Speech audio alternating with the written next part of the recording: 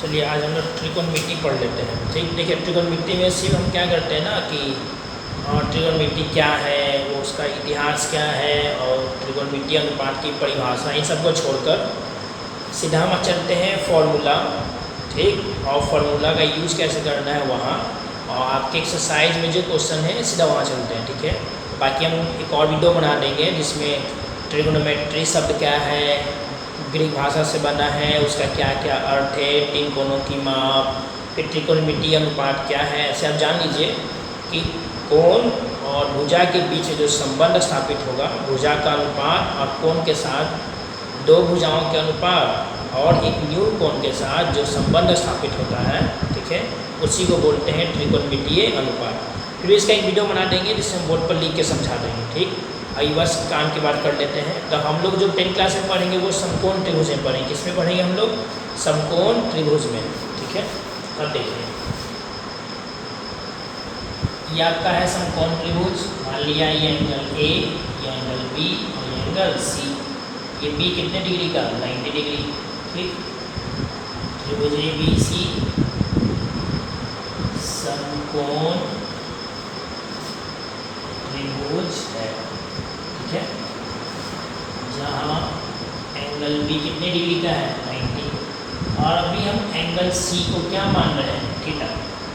Angle C को क्या मान रहे हैं? थीटा। ठीक, अच्छा अभी एंगल सी को छोड़ देते हैं। अभी आप ये समझ लीजिए संलग्न भुजा और सम्मुख भुजा क्या है। ठीक है, अब ध्यान से देखिए। जब अच्छा ये समझ आ गया, ये समकोण त्रिभुज। ठीक, बी 90 क्या, ये आपका कर्ण है। तिरछा जो लाइन होता है या तो क्या होता है? कर्ण। ये एकदम फिक्स है, इसमें इसके नाम में कोई बदलाव नहीं।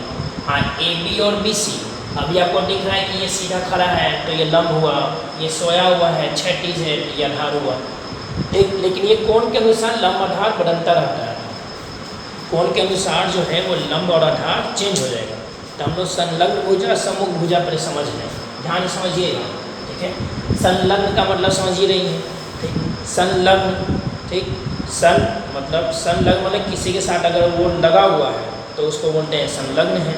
क्या सम्मुख? जो आपके सामने होगा वो सम्मुख है। ठीक है, तो हम पहले कोण सी के लिए देखते हैं।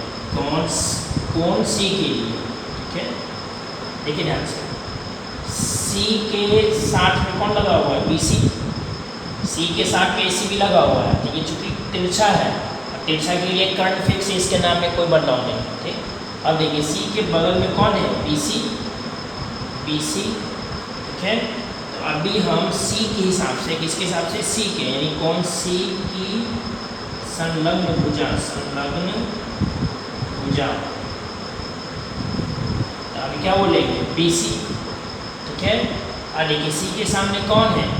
ए बी, तो कौन सी की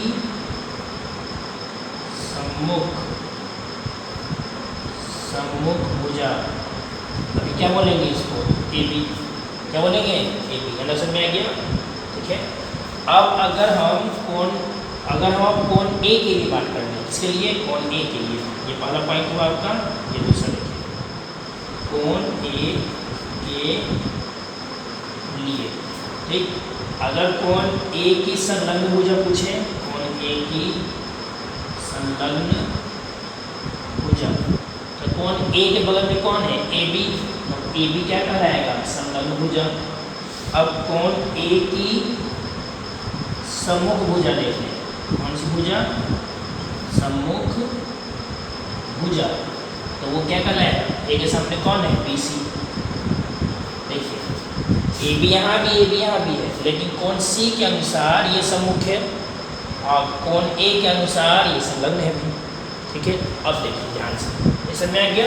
सम्मुख संलग्न कैसे पहचानना है? जो कोण के बगल में हो वो संलग्न, जो कोण के सामने हो वो सम्मुख। ठीक है, अब बात आता है कि लंब और आधार की पहचान कैसे करेंगे। तो देखिए कोण, कोई भी आप कोण ले लीजिए, कोण की सम्मुख भुजा, ये हमेशा लंब पढ़ा जाएगा। इसको क्या पढ़ा जाएगा? लंब। जो कोण के सामने होगा, जिस कोण की हम बात कर रहे हैं, ठीक है, तो उस कोण की सम्मुख भुजा लंब पढ़ा जाएगा, और कोण की संलग्न भुजा, कोण की संलग्न भुजा, इसको हमेशा क्या पढ़ा जाएगा? आधार। क्या पढ़ा जाएगा? आधार। फिर समझिए, जिस कोण की हम बात कर रहे हैं उसके सामने वाली भुजा को हम लोग लंब बोलेंगे, जिसको हम लोग P से भी दर्शाते हैं, ठीक है। और जिस कोण की बात कर रहे हैं उस कोण की संलग्न भुजा या उसके बगल में जो भुजा है, जो बगल में बसता हुआ है, उस भुजा को बोलेंगे आधार। आधार को हम लोग स्मॉल p से दर्शाते हैं। किस दर्शाते हैं? स्मॉल p से। अब कर्ण को हम लोग किस दर्शाते हैं? स्मॉल h से। तो समझ में आ गया? अब लंब कब बोलना है? जो सामने हो, और आधार किसको बोलना है? जो बगल में हो, ठीक है। तो C के अनुसार C का संलग्न कौन है? BC, और C के सामने कौन है? AB। अगर हम C के अनुसार देख रहे हैं, किसके अनुसार देख रहे हैं? C के अनुसार, तो BC आधार है और AB आपका लंब है। ये किसके अनुसार? C के अनुसार। लेकिन वही अगर हम एंगल A के अनुसार देखें, कोण A के अनुसार देखें, किसके अनुसार देखें? कोण A के अनुसार देखें, ठीक है। अगर हम कोण A के अनुसार देखें तो संलग्न भुजा कौन है? AB। अब ये जाके आधार हो गया, और BC जो सम्मुख भुजा है अभी क्या हो गया? लंब हो गया। तो आपको एक बात समझ में आ ही गया होगा अब कि कोण के सम्मुख भुजा और संलग्न भुजा चेंज होता है, ठीक है। इससे वो लंब आधारी बदल जाता है। AB ऐसे आपको जनरली ये लंब दिख रहा है, लेकिन अगर कोण के हिसाब से देखें, किसके हिसाब से? कोण के हिसाब से। अगर हम AB को कोण C के अनुसार देखना चाहते हैं, AB को फिगर को थोड़ा सा दूर बनाते हैं,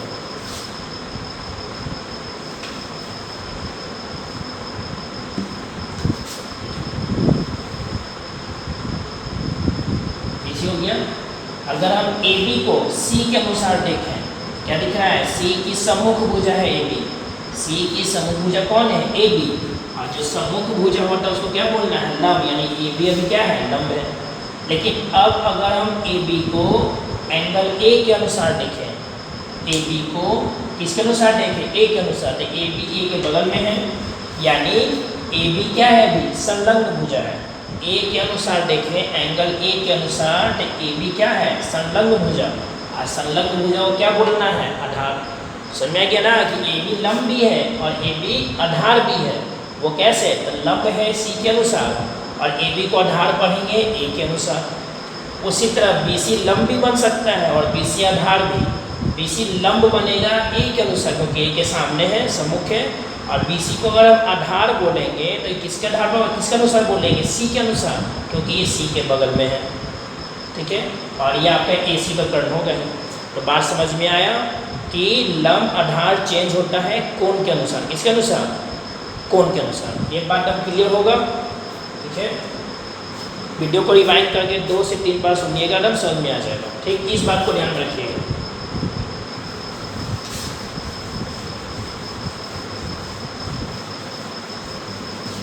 चलिए, 6T रेशियो है।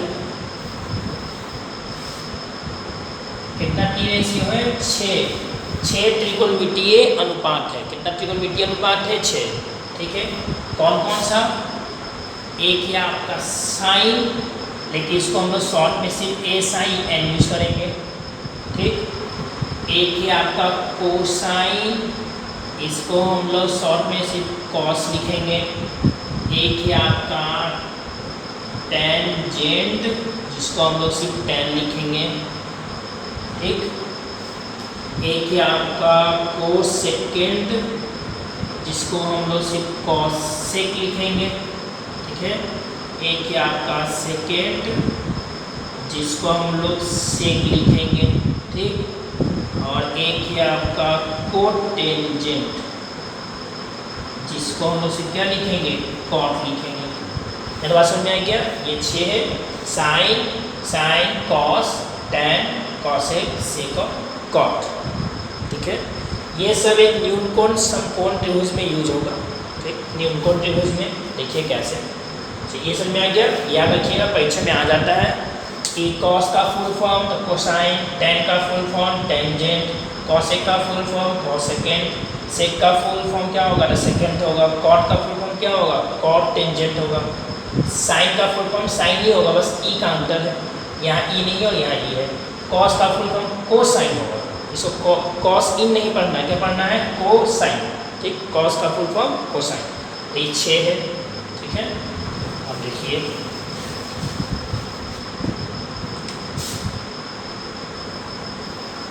ये समकोण त्रिभुज है ए बी सी। अभी हम क्या करते हैं कि इसको हम थीटा मान लेते हैं। जब ये थीटा माने हैं तो ये तो कर्ण होगा ही, इसमें कोई दौड़ाई नहीं, ये कर्ण होगा।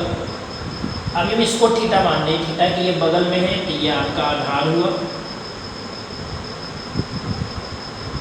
ये आपका आधार हुआ। ये थीटा के सामने है तो ये आपका लंब हुआ, अब क्या हुआ लंब। और बी कितने डिग्री का, 90 डिग्री, ठीक है। तब देखिए साइन थीटा, क्या है ये, साइन थीटा।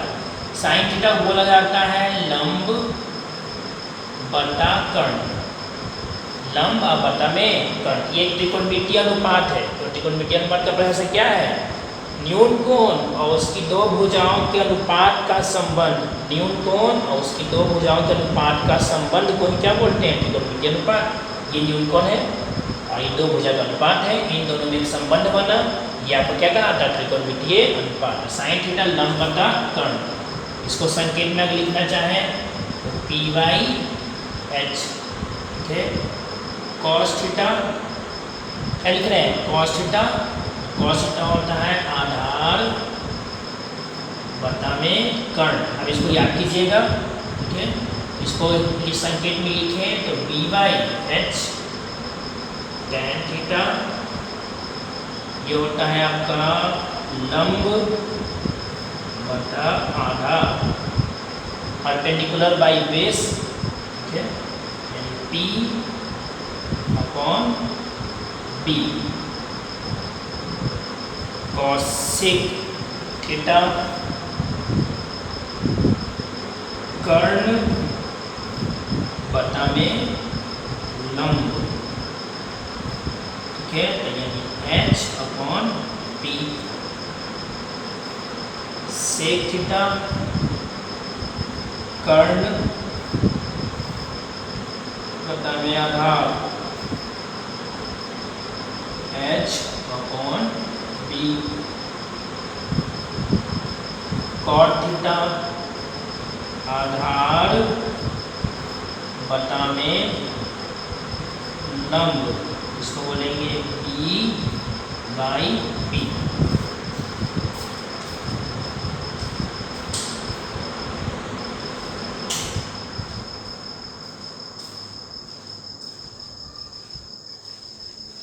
ठीक है, ये आपको याद कर लेना है। Sine P by H, cos में बी बाई एच, टैन में पी बाई बी, कॉसेक में एच बाई पी, सेक में H by B, cot theta में बी बाई पी।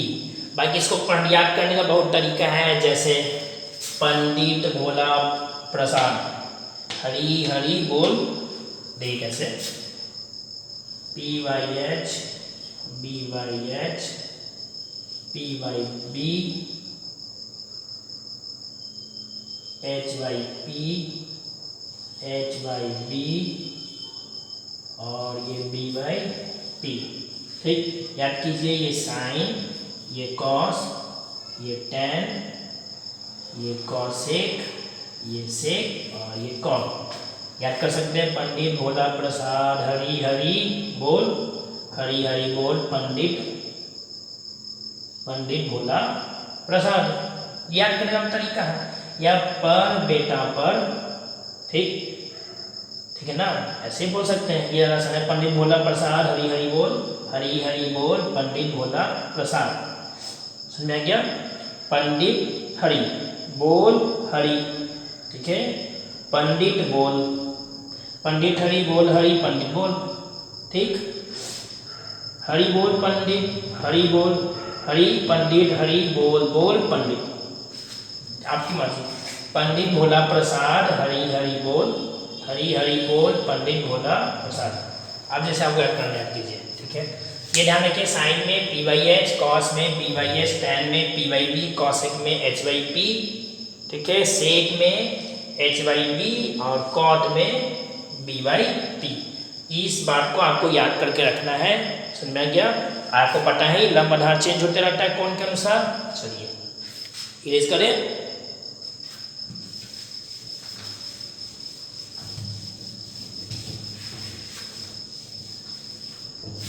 चलिए अब आगे देखिए इसका यूज कैसे करना है। जैसे परीक्षा में आता है कि मान लिया कि हम देते हैं कि साइन थीटा बराबर, अच्छा ये क्वेश्चन में आने से पहले आप थोड़ा सा ये पाइथागोरस को याद कीजिए। पाइथागोरस प्रमेय याद होगा ही। ये समकोण त्रिभुज है जिसको अगर हम इसको H, इसको P, इसको क्या बोल रहे हैं B, ये कितने डिग्री का है? 90 डिग्री का, ठीक है। हम जानते हैं ना कि H स्क्वायर बराबर P square plus B square, ठीक, या फिर H बराबर under root P square plus B square. ये सब आपको याद होना चाहिए। एक ही हो गया, इसको इसी को रीअरेंज करें एक फॉर्मूला बनेगा। अगर हम P को ढला दें यानी P स्क्वायर बराबर H square minus B square, square को ढले जाइए तो P बराबर under root H square minus B square, ठीक है। थर्ड आप बना सकते हैं क्या, अगर हम P को ढला दें, किसको? P को, प्लस है तो माइनस, तो B स्क्वायर बराबर H square minus B square, तो B बराबर under root H square minus B square. तो आपको ये और ये बहुत इंपॉर्टेंट है जो आपको अभी याद होना चाहिए फर्स्ट चैप्टर के लिए, ठीक है। ऐसे याद तो आप सभी को रखिए लेकिन ये बहुत इंपॉर्टेंट है इसलिए ध्यान रखिएगा पाइथागोरस प्रमेय के अनुसार, ठीक है। कि क्या बोलता है पाइथागोरस प्रमेय? एक समकोण त्रिभुज में कर्ण का वर्ग अन्य दो भुजाओं के वर्गों के योग के बराबर होता है।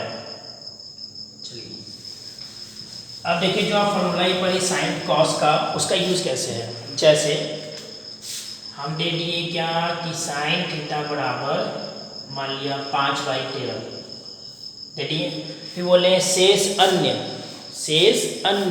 ठीक है, शेष 5t रेशियो मतलब त्रिकोणमितीय अनुपात ज्ञात करें। ऐसा क्वेश्चन आया 2 नंबर में आ जाता है, ठीक है।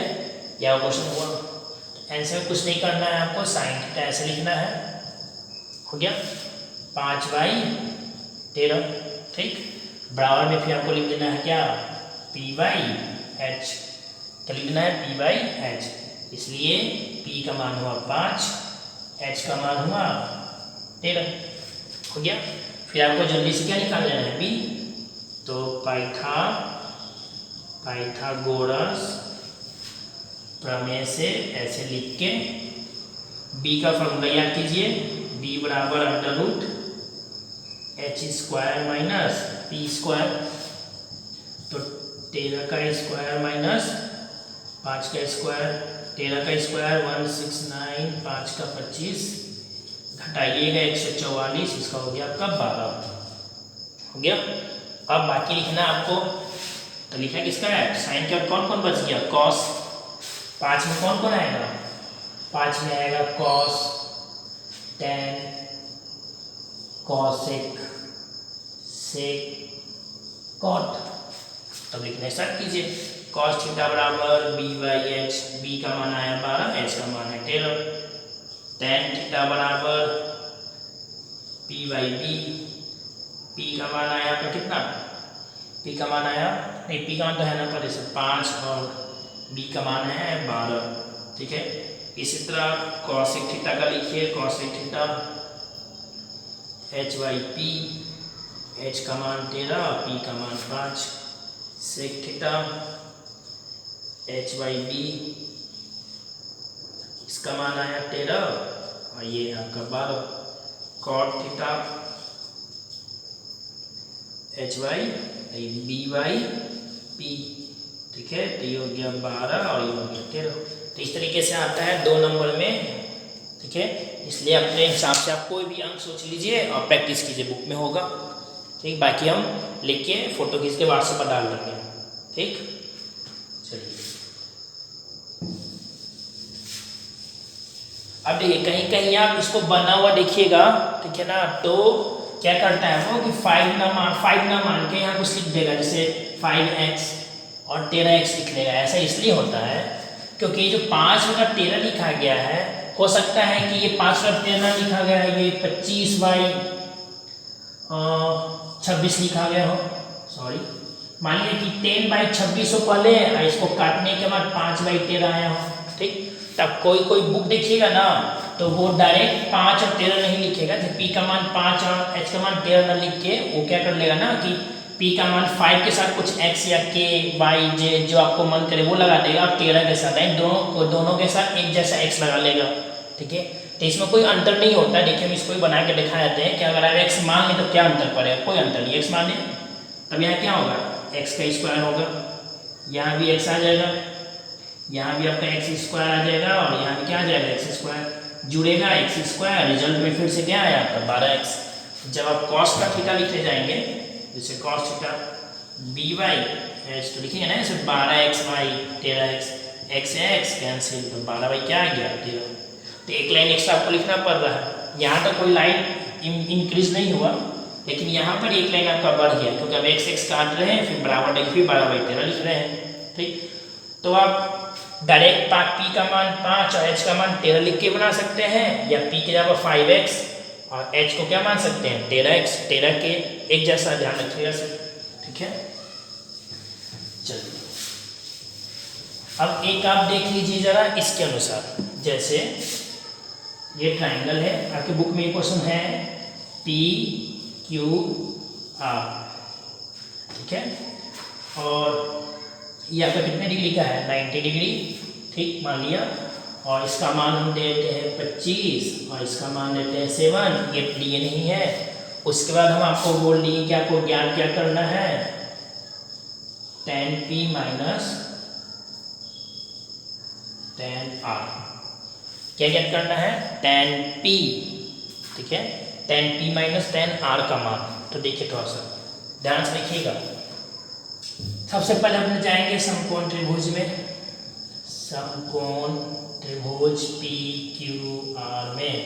वही बताने का जरूरत है, क्यू 90 है, आप बताना चाहते हैं बताइए कि क्यू 90 है।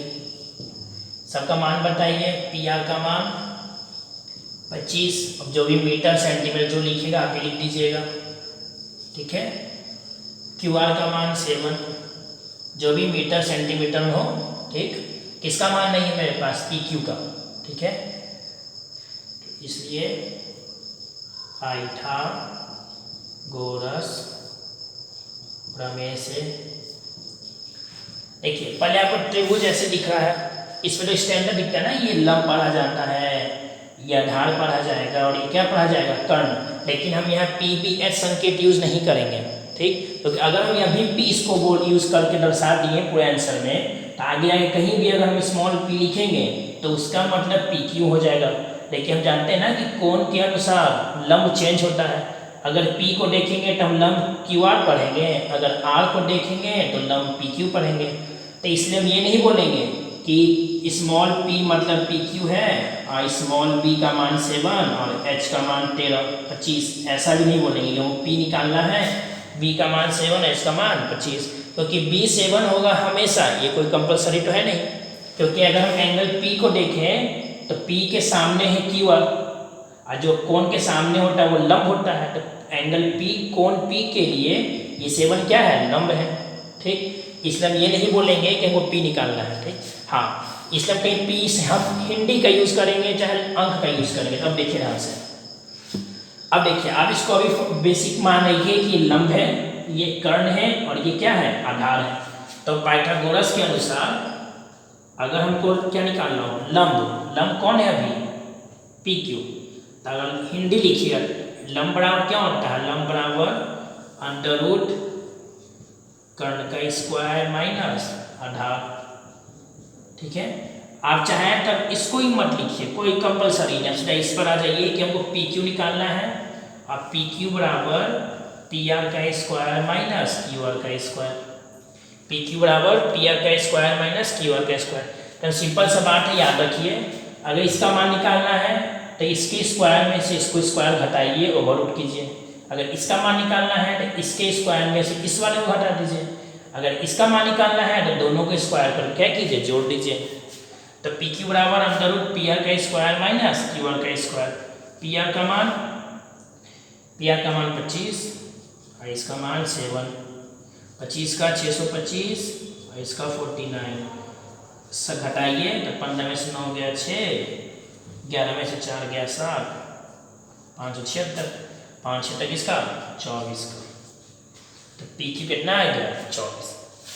ठीक है यहाँ तक। चलिए ध्यान रखिएगा, small P small B small H नहीं, या तो हिंदी नहीं मन है तो भी मत लिखिए, सीधा इस पर आ जाइए। ठीक है, small P small B small H नहीं यूज करेंगे हम लोग अभी।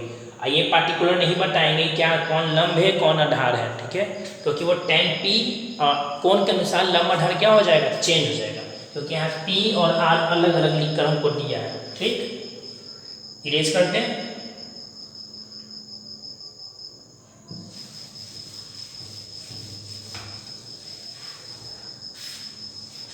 चलिए देखिए इसका मान कितना आ चुका है 24। हमको tan p और tan r का मान चाहिए। अब tan p बोलिए, तो tan के लिए क्या रूल है, लंब बटा में आधार। ठीक, हाँ अब चाहे तो आप यहाँ संकेत यूज कीजिए, स्मॉल p और बटा में स्मॉल b। तो बताइए फिगर के अनुसार लंब कौन है, कोण P के अनुसार लंब कौन है, तो कोण P के सामने क्यू आर आया तो लंब है, क्योंकि जो सामने आता है वो लंब। आधार किसको बोलते हैं, जिसके बगल में हो, तो कोण P के बगल में कौन है, PQ है, तो PQ आपका क्या होगा आधार। यानी tan P का मान कितना आया 7, QR का मान और ये 24। अब क्या चाहिए, tan R, tan R। ठीक है, अब R tan है तो वही होगा P/B, इसमें कोई बदलाव नहीं, हिंदी में लिख सकते हैं लंब बटा आधार। लेकिन लंब कौन, लंब जो ऊपर है वही वाला लंब होगा नहीं ना, तो ध्यान दे दीजिए।